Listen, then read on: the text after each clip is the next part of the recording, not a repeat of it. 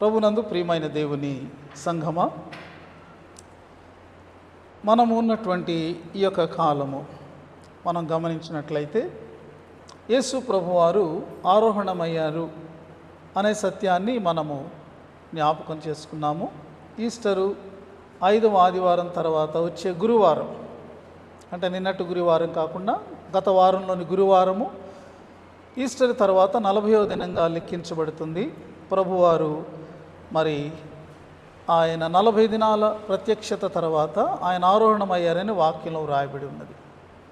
ఆయన ఆరోహణమైన తరువాత 10 దినములకు ఆయన వాగ్దానం చేసినటువంటి పరిశుద్ధాత్మ ఆయన సంఘం మీదకి దిగి రావడం జరిగింది. కాబట్టి వచ్చే ఆదివారం పెంతెకోస్తు పండుగ. మరి ఆ రోజు సంఘ చరిత్రలో మనం జ్ఞాపకం చేసుకున్నప్పుడు ప్రభువారు ఆరోహణమైన 10వ దినం పరిశుద్ధాత్మ దేవుని యొక్క రాక సంఘంలోనికి, సంఘం మీదకి జరిగిందని మనం తెలుసుకుంటున్నాం. కనుక ఈ మధ్య కాలంలో ఒకవేళ మనం ఈ దినాలు జ్ఞాపకం చేసుకుంటే ప్రభుని ఆరోహణానికి, పరిశుద్ధాత్మ దేవుని యొక్క రాకకు మధ్యలో మనం ఉన్నట్టు. అయితే ప్రభు వెళ్తూ వెళ్తూ ఆయన ఏమని చెప్పారంటే ఒక అద్భుతమైనటువంటి ఉపదేశాన్ని, వాగ్దానాన్ని ఆయన ఇచ్చి వెళ్ళారు. ఆయన ఏమన్నారు అంటే 4వ వచనంలో మనం చదువుకుంటే అపోస్తల కార్యముల గ్రంథము 1వ అధ్యాయంలో ఆయన వారిని కలుసుకొని ఇలాగూ ఆజ్ఞాపించాను, మీరు యెరూషలేము నుండి వెళ్ళక నా వలన వినిన తండ్రి యొక్క వాగ్దానము కొరకు కనిపెట్టుడి అని చెప్పారు. కాబట్టి కనిపెట్టు దినములుగా ఆ 10 దినములు ఉన్నట్లు బైబిల్ గ్రంథంలో మనం చూస్తాం. లూకా సువార్తికుడు తన యొక్క సువార్తను ముగిస్తూ ఏమన్నాడంటే, ప్రభువారు ఆరోహణమై వెళ్తున్నప్పుడు శిష్యులు చూస్తూ ఉన్నారు, అపోస్తలులు. వారు ఆయనకు నమస్కారము చేసి తిరిగి దేవాలయానికి వచ్చి అనుదినము ఆయనను స్తోత్రము చేయుచుండిరి అని వ్రాయబడి ఉంది. అంటే వారు దేవాలయంలోనికి వచ్చి దేవాలయంలో అంటే మేడగదిలో వారు చేస్తున్న పని ఏంటంటే దేవుని స్తుతిస్తూ ఈ వాగ్దానం కొరకు కనిపెడుతున్నారు. లూకా అక్కడది వ్రాసాడు కాబట్టి మరలా అపోస్తల కార్య గ్రంథంలోకి వచ్చేటప్పటికి దాని కంటిన్యూషన్గా ఏమన్నాడంటే, ప్రభు ఈ మాట చెప్పినట్టు నా వలన వినిన తండ్రి వాగ్దానము కొరకు మీరు మరి యెరూషలేములో మీరు కనిపెడుతూ ఉండండి. వెంటనే మీరు బయటికి వెళ్ళొద్దు, వెంటనే సువార్తకు వెళ్ళొద్దు, వెంటనే సేవకు వెళ్ళొద్దు, కానీ మీరు కనిపెట్టండి అని ప్రభు చెప్పినటువంటి మాటలు మనము ఈ సందర్భంలో మనం జ్ఞాపకం చేసుకుంటున్నాం. కాబట్టి పరిశుద్ధాత్మ గురించినటువంటి ప్రస్తావన యేసు ప్రభువారే అనేక సార్లు ఆయన తన శిష్యులతో మాట్లాడినట్లు యోహాను సువార్తలో మనం చదవగలం. పరిశుద్ధాత్మ దేవుని గురించినటువంటి విషయాలు క్రొత్తగా మనం నేర్చుకునేవి కాదు. మన యొక్క విశ్వాసమును బట్టి దేవుడు తండ్రిగా, కుమారునిగా, పరిశుద్ధాత్మగా ఉన్నారు. తండ్రి యొక్క మరి ఆ మెయిన్ రోల్ మనం చూస్తాము. రక్షణను మనకు సంకల్పించటంలో, కుమారుని యొక్క రాక ద్వారా ఆయన జన్మించినది మొదలుకొని ఆయన ఆరోహణ వరకు ఆయన మన కొరకు సాధించినటువంటి రక్షణను గురించి మనం తెలుసుకుంటాము. అలాగే పరిశుద్ధాత్మ రక్షణ మనము పొందినట్లు మనల్ని ప్రేరేపించి ఆ రక్షణలో కొనసాగునట్లు మనకు సహాయం చేసేవారుగా మనం గమనిస్తాం. అయితే ఇక్కడ విశేషంగా మనము ఈ యొక్క వాక్య భాగం మీద మన ధ్యానాన్ని మనం నిలిపినప్పుడు తండ్రి వలన మరి అనుగ్రహించబడినటువంటి వాగ్దానము, యేసు ప్రభు వారు కూడా ఆయన నేను వెళ్ళిన తర్వాత నేను తండ్రిని వేడుకుంటాను, ఆయన మీ కొరకు పరిశుద్ధాత్మను పంపిస్తారు అని చెప్పారు. దాన్ని చెప్తూ ప్రభువారు ఏమన్నారంటే, ఇదిగో యోహాను మీకు నీళ్ళతో బాప్తిస్మం ఇచ్చారు, కానీ ఇప్పుడు మీరు పరిశుద్ధాత్మతో బాప్తిస్మాన్ని మీరు పొందుతారు అని చెప్పి ఆ తరువాత ప్రభువారు పరిశుద్ధాత్మ వచ్చినప్పుడు ఏం జరుగుద్దో ఆయన తెలియచేశారు. శిష్యులకు ఐడియా లేదు. ఏ విషయం అంటే ఇది ఇప్పుడు వారు ప్రభువుతో ఉన్నటువంటి సమయము భౌతికంగా ఆయనతో గడుపుతున్నటువంటి ఆఖరి సమయమని వాళ్ళకి తెలియదు. వాళ్ళు ఏమనుకుంటున్నారు, ప్రభువారు ఈ లోకానికి వచ్చారు, ఈ లోకంలో ఆయన తన యొక్క బోధలు చేశారు, అద్భుత కార్యాలు చేశారు, చనిపోయి తిరిగి కూడా లేచారు, పునరుద్ధానుడయ్యారు, మనతో నూతన నిబంధన కూడా చేశారు, ఇంకన్నీ అయిపోయినాయి కాబట్టి ఇంకా లాస్ట్గా ఉంది ఏంటంటే ఆయన రారాజుగా ఇప్పుడు రాజ్యాన్ని స్థాపిస్తాడని అనుకుంటున్నారు వాళ్ళు. అంటే ఒక యూదా రాజ్యాన్ని స్థాపిస్తే, ఇశ్రాయేలు రాజ్యాన్ని ఆయన స్థాపిస్తారు, అదొక్కటే మిగిలిందని అనుకుంటున్నారు. అందుచేత వాళ్ళు అడిగారు 6వ వచనంలో, ప్రభువా అన్నీ అయిపోయినాయి కదా, నువ్వు చేయవలసినవన్నీ చేసావు కదా, మరి ఇక మిగిలింది ఒకటే కదా, ఈ కాలమందు ఇశ్రాయేలుకు రాజ్యం మరలా అనుగ్రహించదవా అని అడిగారు. అంటే ఒక పొలిటికల్ కింగ్డమ్, లేకపోతే ఒక భౌగోళికమైనటువంటి దేశం, ఇదివరకు ఇశ్రాయేల్ రాజ్యం ఎలా ఉందో అలాంటిది. వాళ్ళు అలా అడిగినప్పుడు ప్రభువారు ఆయన సింపుల్గా ఏమని చెప్పారంటే, అవన్నీ తండ్రి స్వాధీనంలో ఉన్నాయి, ఆ టైమింగ్స్ గురించి, ఆ రాజ్యం వచ్చే విషయాల గురించి ఇప్పుడు మనం తెలుసుకోవాల్సినటువంటి సమయం కాదు, మరి తండ్రి స్వాధీనంలో ఉన్నాయి కాబట్టి అది ఇప్పుడు మనం దాని మీద మనం ఫోకస్ పెట్టకూడదు అంటూ ఆయన చెప్పినటువంటి మాట ఏంటంటే, పరిశుద్ధాత్మ మీ మీదకి వస్తారు అని ఆయన పరిశుద్ధాత్మని గురించినటువంటి మరలా ఆ యొక్క వాగ్దానాన్ని జ్ఞాపకం చేశారు. ఈరోజు మనం తెలుసుకోవాలి ప్రియమైన దేవుని బిడ్డలారా, పరిశుద్ధాత్మ అనేటటువంటిది ఏ డినామినేషన్ యొక్క స్వాస్థ్యము కాదండి.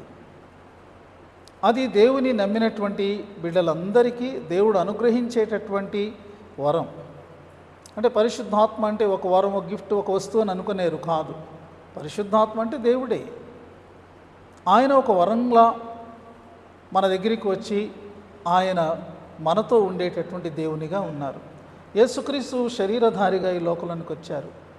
పరిశుద్ధాత్మ ఆత్మ స్వరూపంలో ఆయన సంఘం మీదకి, విశ్వాసుల యొద్దకు ఆయన రావడం జరిగింది. పరిశుద్ధాత్మ మరి ఈ యొక్క వరాన్ని గురించి చూస్తే 3 విషయాలు మనకు కనపడతాయి. ఒకటి ఏంటంటే, ఆయన ఈ భూమి మీద విశ్వాసులతోనూ, విశ్వాసుల సమూహమైనటువంటి సంఘముతోనూ ఆయన మరి ఉండడానికి ఆయన వస్తున్నటువంటి వాగ్దానం అన్నమాట. He is coming. రెండవది ఏంటి అంటే, వచ్చినటువంటి పరిశుద్ధాత్మ మరి విశ్వాసులను ఆయన అభిషేకించేవారుగా, లేకపోతే విశ్వాసులలో ఉండేవారుగా, ఫిల్లింగ్ ఆయన ఉండేవారుగా ఆయన వస్తున్నారు. విశ్వాసులతోనూ విశ్వాసులలోనూ ఉండేటటువంటి వారుగా. మూడవది ఏంటంటే, ఈ యొక్క వరాన్ని గురించి వివరం, ఆయన అలా వచ్చి విశ్వాసులతో ఉండి విశ్వాసులను శక్తివంతులుగా ఆయన చేసేటటువంటి వారుగా ఉన్నారన్నమాట. కాబట్టి తండ్రి వలన అనుగ్రహించబడుతున్నటువంటి పరిశుద్ధాత్మ వాగ్దానములో జరిగేటటువంటివి ఏంటంటే, హీ కమ్స్, ఆయన వస్తారు. రెండవది హీ ఫిల్స్, ఆయన మనలోనికి ఆయన నివాసం చేస్తారు, లోనికి వచ్చి. మూడవది లోపల ఉండి ఆయన మనలను శక్తివంతులుగా తీర్చిదిద్దుతారు అని మనకు అర్థమవుతుంది. ప్రియమైనటువంటి వారులారా, మరి ఆయన ఎందుకొరకు ఇదంతా అసలు అని మనం గమనిస్తే 8వ వచనంలో ఏం రాయబడి ఉందంటే, మనము సాక్షులుగా ఉండు నిమిత్తమట.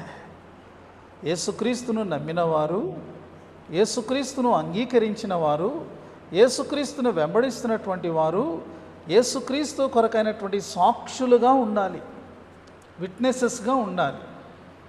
ఈ విట్నెసెస్గా ఉండాలి అన్నట్టయితే మనకేం కావాలి అంటే శక్తి కావాలి. ఏ వ్యక్తి కూడా తన శక్తితో క్రీస్తు కొరకైన సాక్షిగా జీవించలేదు.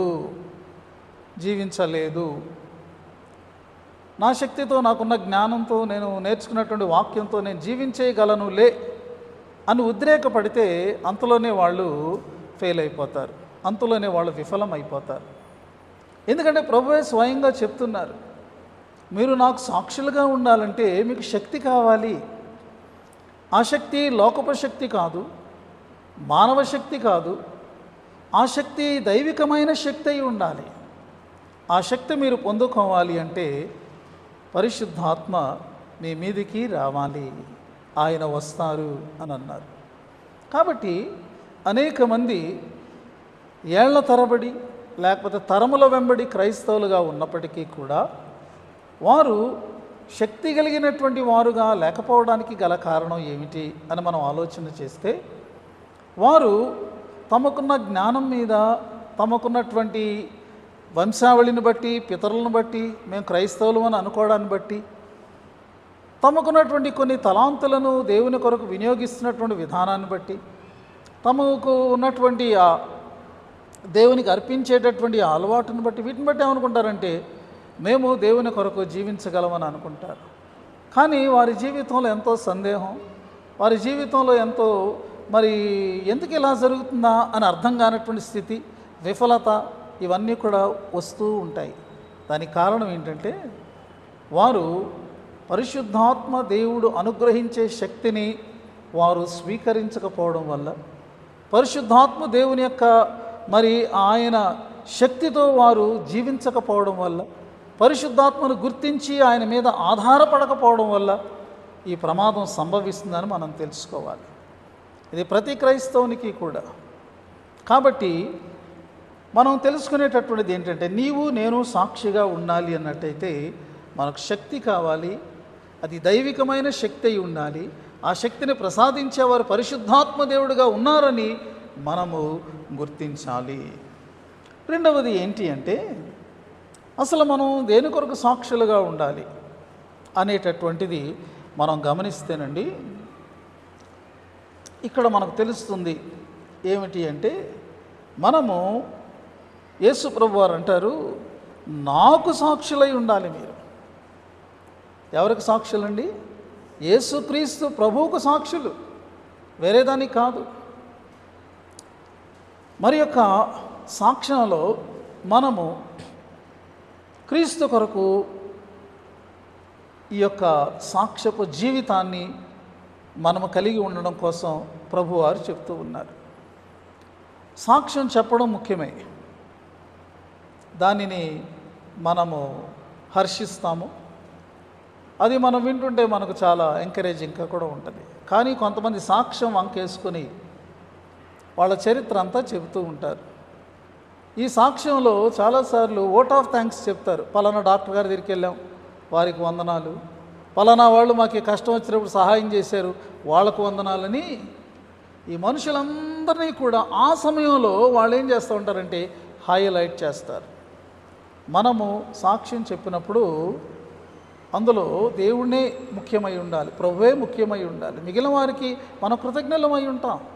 దేవుడు వారికి మంచి మనసు అనుగ్రహించారు, వారు మనకు ఆయా కష్ట సమయంలో సహాయం చేశారు, వారిని మనము స్వల్పంగా మనం మెన్షన్ చేస్తాం. కానీ వారు కూడా దేవుని యొక్క ప్రేరేపణ వల్లే మనకు సహాయం చేసిన వారు. కాబట్టి సాక్ష్యము చెప్పినప్పుడు మనము ప్రభువారు అందరికంటే హైట్లో ఉండాలి. ప్రజల యొక్క దృష్టి ఆయన మీదకు వెళ్ళాలి. ఈ సాక్ష్యము ప్రజలలో విశ్వాసాన్ని కలిగించాలి. ఈ సాక్ష్యము ప్రజలను వినేటటువంటి వారిని ఆ ప్రభు వైపుకు తిప్పాలి. వారి యొక్క అవసరతలో కానీ వారి పరిస్థితుల్లో కానీ మాకు ఇటువంటి గొప్ప ప్రభువు ఉన్నాడనేటటువంటి ఒక భరోసా వాళ్ళకి లభించాలి. అది సాక్ష్యం యొక్క ఇది. అంతేగాని ఏదో నేను నీతిమంతుని కాబట్టి ప్రభు నాకు ఈ కార్యం చేశాడు, నేను ఎంత ప్రార్థన చేస్తున్నాను కాబట్టి నేను దీన్ని సాధించుకున్నాను అని అనుకుంటే మనము ప్రభు మీదకి వెళ్ళవలసినటువంటి దృష్టి మన మీదకు మళ్ళించుకుంటున్నాం. ఇలాంటివి మనం అనేక సార్లు వింటూ ఉంటాము, కానీ అది కాదు. అయితే ఇక్కడ మనం గమనిస్తే ప్రభువు మీరు నా కొరకు సాక్ష్యం చెప్పండి అని అనలేదు, సాక్షులుగా మీరు ఉండండి, సాక్షులుగా ఉంటారు. అంటే మనం లేచింది మొదలుకొని మరలా మనం విశ్రాంతికి వెళ్ళే వరకు ఈ దినము మనము ఎక్కడైతే ఉంటామో ప్రతి స్థలంలోనూ ఎవరినైతే కలుస్తామో వారందరి సమక్షంలోనూ మనం ప్రభు యొక్క సాక్షులు. సాక్షి జీవితం అంటే 24/7 అన్నమాట. వారమంతా 24 గంటలు నీవు నేను సాక్షులుగా బ్రతకడం కోసం. ప్రియమైనటువంటి వారులారా, మనము సాక్షులుగా ఉన్నప్పుడు ఎవరి కొరకు అన్నప్పుడు క్రీస్తు ప్రభు కొరకు అన్నప్పుడు క్రీస్తు ప్రభు కొరకు సాక్షులుగా ఉండడం అంటే ఏంటి అంటే ప్రభు యొక్క మరణ పునరుద్ధానములకు మనం సాక్షులు. గుర్తుపెట్టుకోండి, దేనికి నువ్వు సాక్షిగా ఉన్నావు? ప్రభు యొక్క మరణానికి పునరుత్థానానికి. నా ప్రభు మరణించాడు నా కొరకు, నా పాప శాపముల కొరకు, అలాగే మానవాళ్ళందరి కొరకు. ఆయన సమాధి చేయబడ్డాడు, 3వ రోజున ఆయన తిరిగి లేచాడు. దానికి నేను సాక్షిని. రెండవది మనం గమనిస్తే మనం దేనికి సాక్షులం అంటే క్రీస్తు యొక్క అధికారానికి సాక్షులం. We are the witnesses for his authority. ఆయన సర్వాధికారి, సర్వము మీద అధికారి, సర్వవేళలా ఆయనే అధికారి. ఇక ఈ తర్వాత ఇంకెవరు కూడా ఆయన అధికారం కంటే మించిన అధికారం ఉంది ఏది కూడా లేదనమాట. ప్రపంచ అధికారాలన్నీ కూడా ఆయన కంటే ఎంతో దిగువ స్థానంలో ఉన్నాయి. ఏ ప్రపంచ నాయకుడైనా కానీ ఎక్కడ ఉన్నాడంటే ఆయన పాదముల దగ్గరే ఉన్నాడు. ఈ లోకాధికారాలను క్రీస్తు అధికారంతో మనం పోల్చడానికి సరిపోం. ఎందుకంటే ఆయన అదృశ్య శక్తుల మీద, మన కంటికి కనబడనటువంటి వాటి మీద కూడా ఏలుబడి చేసేవాడు.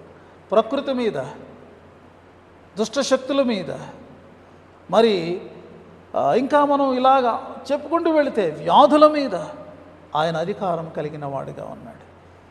I'm the witness for his authority. మూడవది ఏంటంటే క్రీస్తు యొక్క శక్తికి నువ్వు సాక్షులం. ఆయన ఎంత శక్తిమంతుడు, హీఈస్ ఆల్మైటీ. ఆయన శక్తిని ఆపగలిగేది, ఢీకొనగలిగేది ఏది కూడా లేదు. ఆయన అలా మూవ్ అవుతూ ఉంటే ప్రతి అడ్డు తొలగిపోవలసిందే, ప్రతి ఆటంకము కూడా తొలగిపోవలసిందే. నేను ఆగి ఆయనతో నేను యుద్ధం చేస్తాను, లేకపోతే ఆయనతో పోరాడుతానని నిలబడగలిగేటటువంటి వాడు ఎవడు, ఏ శక్తి కూడా లేదు ఈ లోకంలో. ఆయన సర్వశక్తిమంతుడు. దానికి సంఘము, విశ్వాసి సాక్షిగా ఉన్నారు. క్రీస్తు యొక్క సార్వభౌమత్వానికి నేను సాక్షిని. అంటే ఆయన సమస్తము మీద కూడా ఏలుబడి చేయవాడు. ఈ భూమి మీద మాత్రమే కాదు, కేవలం మానవ జీవితాల మీద మాత్రమే కాదు, ఈ విశ్వమంతటికీ కూడా మనము చూస్తున్నటువంటివన్నీ కూడా, పర్వతములు, సముద్రములు, మరి ఆకాశములో ఎగిరేటటువంటి ఆ యొక్క జీవరాశులు, సముద్రంలో ఉన్నటువంటి జీవరాశులు, వృక్షములు అన్నీ కూడా ఆయనను మహిమపరుస్తాయి. చప్పట్లు కొడతాయని వాక్యంలో వ్రాయబడి ఉన్నది, ధ్వనులు చేస్తాయని వ్రాయబడి ఉన్నది. The whole creation is under his rule. నక్షత్ర మండలమంతా ఆయన యొక్క సార్వభౌమ అధికారం క్రింద ఉన్నది. దాని కొరకు నేను సాక్షిని. యేసుక్రీస్తు ప్రభు అనుగ్రహించే రక్షణకు నేను సాక్షిని. ఆయన నా పాప శాపములన్నింటినీ కూడా తొలగించి, ఆయన సాతాను శక్తి నుండి నన్ను విడుదల చేసి, శరీర సంబంధమైన శోధనల మీద నాకు జయమిస్తున్నటువంటి నా రక్షకుడు. నేను దానికి సాక్షిని. చివరిగా మనం ఇంకెన్నో అయినా చెప్పుకోవచ్చు. యేసుక్రీస్తు యొక్క నిత్య రాజ్యమునకు, ఎందుకంటే ఆయన రారాజుగా ఉన్నాడు, ఆయన రాజ్యాన్ని స్థాపించడానికి వచ్చాడు. ఆయన రాజ్యానికి నేను సాక్షిని. ప్రియమైన వారలారా, ఇలాంటి సాక్షులుగా మనం జీవించాలి అన్నట్టయితే మనకు పరిశుద్ధాత్మ దేవుడు కావాలి. ఆయన ఇచ్చేటటువంటి శక్తి ఎలాంటిది, పరిశుద్ధాత్మ దేవుడు ఇచ్చేటటువంటి శక్తి ఎలాంటిది? ఆ కాలంలోనండి శక్తిని గురించి మనం ఆలోచన చేస్తే, యేసుప్రభు వారి కాలంలో, లేకపోతే అధికారాన్ని గురించి ఆలోచన చేస్తే వెంటనే గుర్తొచ్చేది ఎవరంటే రోమా ప్రభుత్వం యొక్క సింహాసనం మీద ఉన్నటువంటి కైసరు గుర్తొస్తాడు. ఎందుకంటే అతడు చాలా అధికారం కలిగినటువంటి వాడు, విశేష అధికారాలు కలిగినటువంటి వాడుగా, తనకున్న సైన్యాన్ని బట్టి అతి శక్తిమంతుడుగా అతడు ఉండేవాడు. ప్రజలందరినీ కూడా తన గుప్పెట్లో పెట్టుకున్నాడు. కాబట్టి ఏమని చెప్పుకున్నారు అప్పటి చక్రవర్తులు అంటే, మేము దైవాంశ సంభూతులం అని చెప్పారు. అందుచేత ఆ కైసరు కొరకు దేవాలయాలు కట్టబడ్డాయి. కైసరు ఆరాధన అనేది జరిగేదన్నమాట. అంతగా ఆ యొక్క రోమా ప్రభుత్వం అంతా మరి అధికారమైనటువంటిదిగా, ప్రజలను అంతగా ప్రభావితం చేసినటువంటిదిగా ఉంది. ఇప్పుడు పరిశుద్ధాత్మ శక్తిని గురించి మనం వింటున్నాం. ఈ పరిశుద్ధాత్మ శక్తి ఏ శక్తి కన్నా కూడా అది మించింది. The power that will shake the hearts of human beings. మనుష్యుల హృదయాలను కదిలించి కరిగించి ఒప్పింప చేయగలిగినటువంటి శక్తి నీ పరిశుద్ధాత్మ దేవుడు అనుగ్రహిస్తాడు మనకి. మన మాటల ద్వారా ఒక్క వ్యక్తిని కూడా మనము ప్రభావితం చేయలేము. పరిశుద్ధాత్మ దేవుడు ఉంటేనే దేవుని విషయంలో మనము ఏ వ్యక్తినైనా కానీ మనము ఒప్పింప చేయగలము. The power that shakes the hearts, the power that will shake the nations. దేశాలను కదిలించగలిగినటువంటి శక్తిని పరిశుద్ధాత్మ దేవుడు అనుగ్రహిస్తారండి. మన బైబిల్ గ్రంథంలో వెలుపల జరిగినటువంటి ఈ యొక్క మిషనరీ పరిచర్యలను మనం చూసినప్పుడు మరి ఎంతో అద్భుతమైనటువంటి కార్యాలు వాళ్ళు చేశారు. ఒక డేవిడ్ లివింగ్స్టన్ ఆఫ్రికా ఖండానికి వెళ్ళినప్పుడు ఆయన గురించి ఏం వ్రాయబడిందంటే చీకటిలో మరి వెలుగు రేఖ అని వ్రాయబడి ఉంది. ఆ దేశాలన్నీ, ఆ యొక్క ట్రైబ్స్ అన్నీ కూడా చీకట్లో ఉన్నారు. ఒక నాగరికత లేదు వాళ్ళకి, దుస్తులు ధరించడం తెలియదు వాళ్ళకి, సరైనటువంటి వండుకొని చక్కగా ఆహారం తినే స్థితి వాళ్ళకు తెలియదు, మనుషులను చంపుకొని తినడం నేరం అనే విషయం వాళ్ళకు తెలియదు. అలాంటి పరిస్థితులలో ఆయన అక్కడికి వెళ్ళినప్పుడు వారి బ్రతుకులు జీవితాలు మారిపోయినాయి. ఎందుకంటే the power that will shake the nations, the power that will shake the empires. Empires అంటే సామ్రాజ్యాలను. ఒకప్పుడు రోమ్ పొలిటికల్ మరి సెంటర్గా ఉండింది, ఇప్పుడు రోమ్ క్రిస్టియన్ సెంటర్గా అయింది. అప్పుడున్నటువంటి రోమా ప్రభుత్వం ఏమైంది? ఇప్పుడు చరిత్రలో కలిసిపోయిందండి. ఆ చక్రవర్తులేరి ఉన్నాయి, చరిత్ర పుస్తకాల్లో వాళ్ళ పేర్లు ఉన్నాయి, అంతరించిపోయారు. కానీ క్రీస్తు యొక్క రాజ్యం, క్రీస్తు యొక్క ప్రభావం ప్రపంచమంతటా కూడా వ్యాపించింది. That will shake the kingdoms, the power that will shake the systems. దేశాలలో మానవుల యొక్క విధానాలలో ఉన్నటువంటి ప్రతి విధమైనటువంటి సిస్టమ్ని కూడా ఈ యొక్క పరిశుద్ధాత్మ ద్వారా అనుగ్రహించబడిన శక్తి వలన అవన్నీ కూడా సిస్టమ్స్ సరిచేయబడ్డాయి. కొన్ని దేశాలలో జాతీయ వివక్షత ఉండేది. ఇదిగో వీళ్ళు నల్లవారు కాబట్టి, వీళ్ళు అనాగరికులు కాబట్టి వీళ్ళు మా దగ్గర బానిసలుగా పనిచేయాలంతే అన్నటువంటి పరిస్థితులలో ఇదిగో ఈ పరిశుద్ధాత్మ శక్తి ద్వారా వారికి స్వేచ్ఛ ఇవ్వబడి వారు కూడా అందరితో సమానమే అనేటటువంటి కదలిక రావడం జరిగింది. ఇంకా మనం ఆలోచన చేస్తే the holy spirit gives the power that will shake the traditions and customs. మానవ సమాజంలో ఎన్నో రకాలైనటువంటి సాంప్రదాయాలు, ఎన్నో రకాలైనటువంటి ఆచారాలు, మూఢనమ్మకాలు ఉన్నాయి. అవి మనుషులకు క్షేమాన్ని కానీ, మనుషులకు వాటిని పాటించగలిగేటటువంటి మరి ఆ యొక్క ఏమంటారు పరిస్థితి కానీ లేకుండా ఉండింది. ఎన్నో కఠినమైనటువంటి క్రూరమైనటువంటి సాంప్రదాయాలు మానవ సమాజాలలో అలా ఉంటే పరిశుద్ధాత్మ ద్వారా అనుగ్రహించబడిన శక్తిని బట్టి అవన్నీ కూడా తొలగిపోయి మనుషులకు ఎంతో ఊరట, సమాధానము కలిగింది. పరిశుద్ధాత్మ ద్వారా అనుగ్రహించబడేటటువంటి శక్తి ఎలాంటిదంటే సాతాను యొక్క రాజ్యాన్ని, సాతాను యొక్క మరి ఆ యొక్క రాజ్య పునాదులను అది పెకలించి వేసినటువంటి శక్తిగా పరిశుద్ధాత్మ శక్తి ఉన్నది.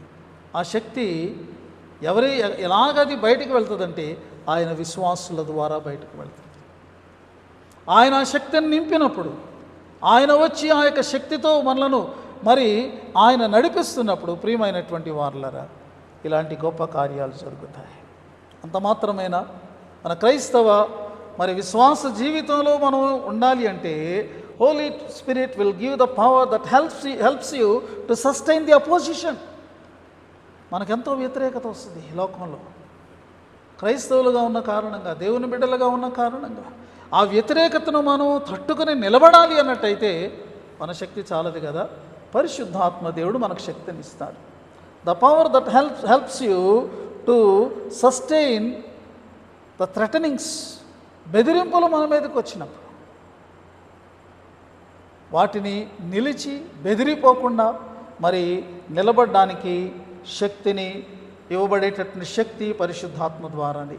నీకు ఎదురయ్యేటటువంటి పరీక్షలు, పరిశోధనలు, ట్రయల్స్, వాటిలో నిలవడానికి పరిశుద్ధాత్మ శక్తినిస్తారు. The power that will help you to sustain in sufferings. క్రీస్తు కొరకు మనం జీవించినప్పుడు శ్రమలు ఎదురవ్వచ్చు. పేతురు, పౌలు, యోహాను, వీళ్ళందరినీ మీరు జ్ఞాపకం చేసుకోండి.